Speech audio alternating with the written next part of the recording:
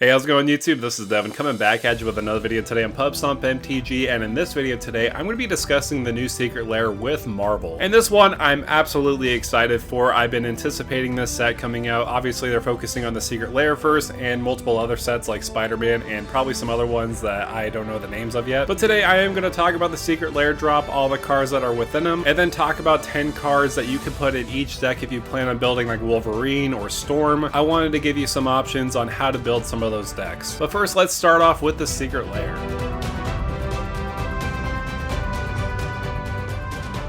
Before I do start this part of the video, I wanted to talk about how this is going to be a limited supply drop. So if you want to go there on day one and get the cards, you definitely should, which is kind of unfortunate. I wish that this could be accessible to a lot of different people, even if you waited like a couple days, because a lot of people do have work, and it's unfortunate that a lot of scalpers may get like 10 of these things and some people may not even get one. That's just personally my stance. I wish these could be more accessible. Maybe they have a huge supply and this doesn't run out, but most likely how Secret Lairs tend to work, they will probably run out, which is going to be unfortunate. I'm going to try to line up on day one to get one myself, so I just wanted to get that out of the way, and if anything else, just proxy it. That's what you could do. I mean, that's what I'm going to do if I can't get these cards. But now let's talk about the Secret Lair by itself. Let's focus on if you spend $199, which is pretty easy to do. You could get an Arcane Signet, and it is reskinned as Earth's Mightiest Emblem. So this is a pretty cool Arcane Signet. I wish it was kind of a command tower, because Avengers Tower is basically just a command tower, but they might do that later on when they make the commander decks. You do get free shipping on orders over $99, so that's pretty easy to do because there's so many Secret Lairs that have basically $50 with the foil, and non-foil is $40. But now let's focus on the first Secret Lair, Black Panther. This one is a pretty good one. It has great reprints. I'm not going to talk about so much of the financial value because I feel like these are going to be inflated because they are Marvel. It's hard to get, but you do have a unique individual card called Black Panther Wakanda King. This might be reprinted. This might not be reprinted later on in the actual Marvel set. We'll see if that actually does happen. Part of me kind of hopes it happens so that we don't have to worry about getting these exclusive cards on a Secret Lair that's a limited supply. But it does have a couple other cards like Secure the Wastes, Vast Blessing or Primal Vigor, Heroic Intervention, Wakandan Skyscraper or Karn's Bastion, and a Warrior token, which fits perfectly with Secure the Wastes. So I like this. I like this one a lot because it does have great reprints like Primal Vigor and Heroic Intervention, Commander staples. But let's move on to the new Captain America Secret Lair 2. This one is really good. Captain America First Avenger. You got Sigarda's Aid, Flawless Maneuver, In the Trenches, and Shield of War and Peace or Sword of War and Peace. I like how they kind of flipped that sword to shield. But the big value item is definitely Flawless Maneuver. This is a great commander staple, giving it basically free access when you have your commander on the battlefield, and all your creatures will gain indestructible, which is very fitting with Captain America. Next up is the one I'm highly anticipating because there's a lot of staples in here. Iron Man Titan of Innovation. This Secret Lair is an instant buy for me. It has Galvanic Blast, which is very fitting with the artifact theme, Commander's Plate, Soul Ring, which is going to be very desirable, Inventor's Fair, which is a very good artifact card that tutors for an artifact, and a treasure token which uses it for Iron Man Titan of Innovation. This is an excellent Secret Lair too. Another very powerful one, a lot of people are talking about this for CDH, is Storm Force of Nature. This one does have some staples like Lightning Bolt, Storm's Will, or should we say Jessica's Will, and Aurora Borealis or Manamorphose. So this Secret Lair is a good one. Jessica's Will is a very desirable card in Commander 2 because this is a great mana ritual and also basically kind of card draw, exiling the top 3 cards of your library. And this last Secret Lair, the Wolverine one, is really good. This one is definitely one I want to buy myself because Berserk, it's great in those decks that want to go big stompy. This does also have Rite of Passage, Rhythm of the Wild, which is great in a Gruul deck, and it does have Adamantium Bonding Tank or reskinned as the Ozolith, which is a very powerful card in 1/1 counter themes, and plus that art is absolutely amazing. So this one is going to be an instant buy for me if I can get my hands on it. Again, they are focusing on having a limited supply with all these Secret Lairs, which is a big bummer because I feel like if they had a unlimited supply, they'd make a lot of money off of it, but I guess I get it, not really. So now that I talked about the Secret Lair drop, I wanted to focus on the unique individual commanders of these Secret Lairs and talk about 10 cards that you can add into a deck with them.